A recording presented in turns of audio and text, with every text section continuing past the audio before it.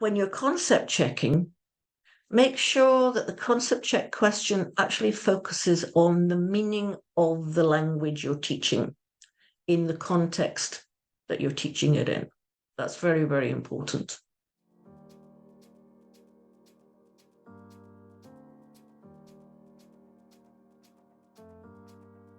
Hi, I'm Hedvig from Gallery Teachers. Welcome to our channel. If you are an English teacher or considering becoming one, make sure that you subscribe to our channel and hit the notification bell for our weekly TEFL teaching tips. From my point of view, the most important thing is context. There must be a context. It doesn't matter what it is. Is it pictures? Is it a video? Is it a text?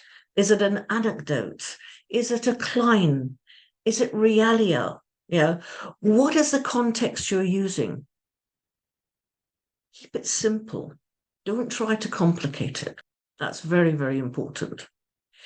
If you're a novice teacher, don't rely on inspiration. Don't think that inspiration is going to come at the moment and you're going to come up with the best way of clarifying meaning that a student can need at the moment that they need it. As a novice teacher, you really need to think about analyzing language and anticipating what problems students are going to have and be ready with a solution for the classroom.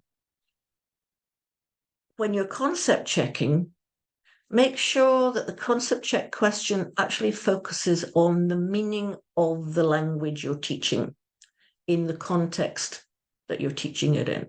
That's very, very important.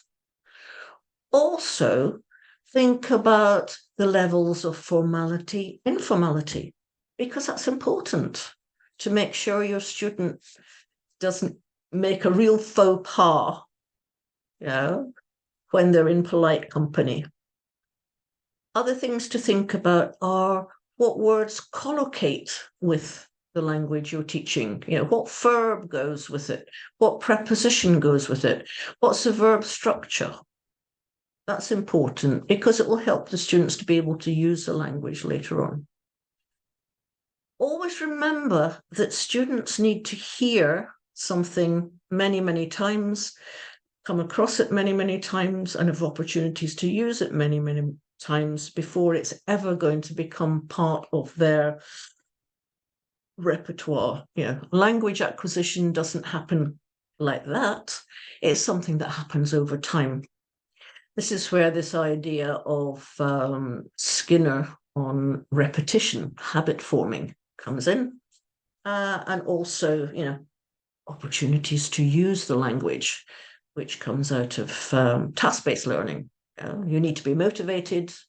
You need to have exposure to the language. You also need opportunities to use it. All of those will help to bring that new language into your repertoire of language.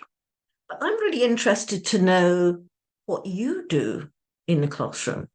Do you agree with what I've said, or do you disagree with what I've said? Because we all have different opinions on what is the best way to learn a language. Some people like to use translation, and I don't really have a problem with that, so long as it's not all the time. I like it so now and again, the odd word where you're really, really struggling to clarify the meaning with a lower level student. Sometimes just saying that's what it is, give them a translation, can save a lot of agony and a lot of time. But if you have anything to add, anything you'd like to share,